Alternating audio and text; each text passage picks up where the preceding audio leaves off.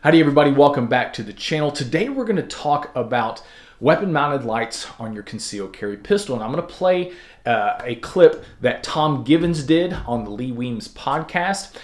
If you don't know who Tom Givens is, he's probably one of the most well-regarded civilian firearms trainers in the entire country. When Tom talks, you really want to listen.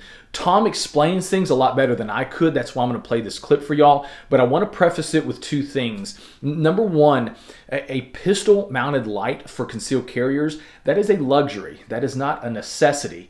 What is a necessity is a handheld light, because we're going to be using that handheld light to scan for stuff a lot more than we are going to be drawing our pistol. Another thing too, you need to consider and really think about this. While most of use of deadly force incidents do occur during the hours of darkness, so from sundown to sun up, they don't necessarily occur during complete darkness.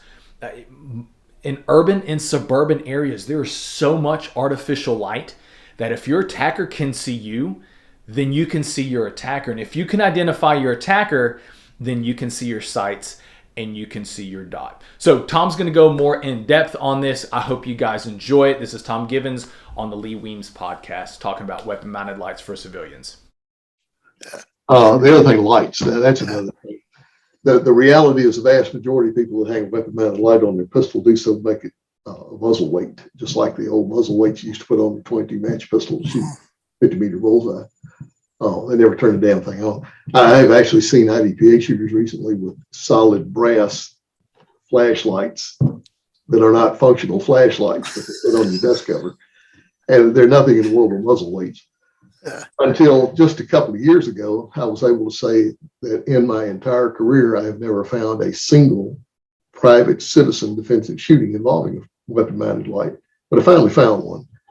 Or a flashlight of any kind. I finally found one, but it occurred on a pig farm in the middle of no friggin' where a guy goes out of his door at night. He always has a flashlight in his hand because he can't find his fucking car without it.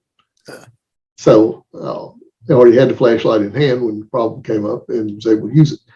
The reason it never turns up otherwise is because the flashlight is a proactive instrument. You get it out to go look for something, whereas the pistol is a reactive instrument. You get it out because somebody else did something.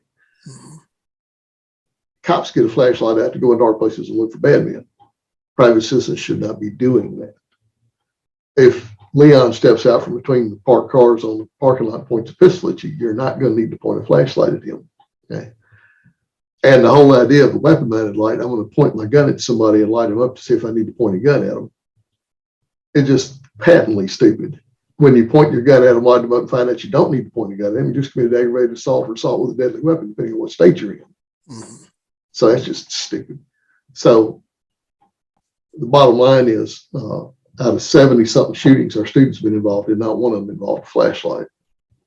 And not one of them in the debrief indicated any need for a flashlight whatsoever. Hell, I've had you have too, had my gun out at 3 in the morning on the 7-Eleven parking lot to see the sights better than you could at 3 in the afternoon on an overcast day because of all the artificial light. The guy that lives on a pig farm is an anomaly. The 99.99% of our students don't live on pig farms. They live in urban areas where it's not dark.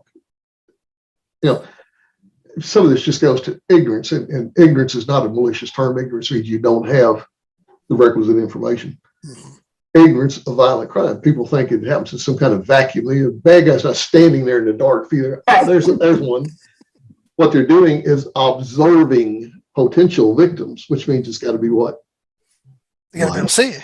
Yeah. You will see it. If you could see that that's somebody you don't know with a gun in his hand, you don't need a flashlight.